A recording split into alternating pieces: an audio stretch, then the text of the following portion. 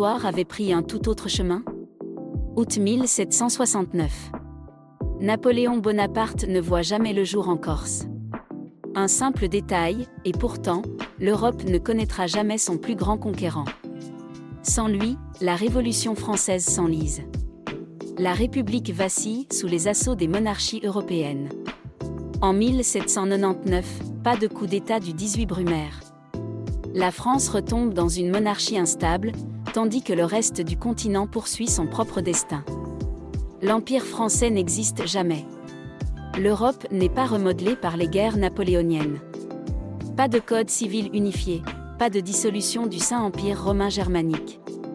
L'Allemagne reste une mosaïque d'États indépendants. L'Italie ne se construit pas en nation unifiée. L'Espagne ne connaît pas la guerre d'indépendance qui inspirera les révoltes latino-américaines. L'absence de Napoléon a retardé la montée des nationalismes. Sans la poussée prussienne de Bismarck, l'Allemagne ne s'unit jamais en 1871. Sans ce changement d'équilibre, la Première Guerre mondiale ne se déclenche peut-être jamais. Mais l'Europe, sans une autorité forte pour moderniser ses institutions, accuse un retard industriel et scientifique. Et nous voici en 2025. L'Europe, toujours fragmentée, est dominée par des monarchies constitutionnelles affaiblies. L'Union européenne n'a jamais vu le jour. Les tensions entre petits États sont fréquentes.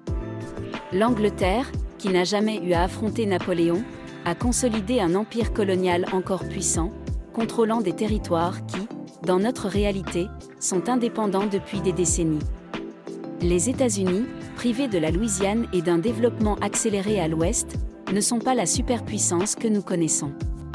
Leur influence mondiale est disputée par un empire britannique renforcé et une Russie tsariste qui n'a jamais connu la pression des guerres napoléoniennes.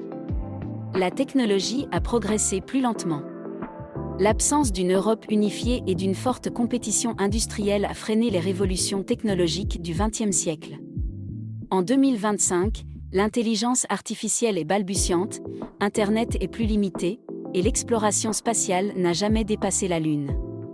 Un monde plus divisé, où les empires coloniaux existent encore, où les identités nationales sont moins affirmées, et où la France, sans Napoléon, n'a jamais connu son âge d'or. Napoléon n'a jamais existé. Mais notre monde d'aujourd'hui en aurait-il été meilleur? Ou simplement, différent?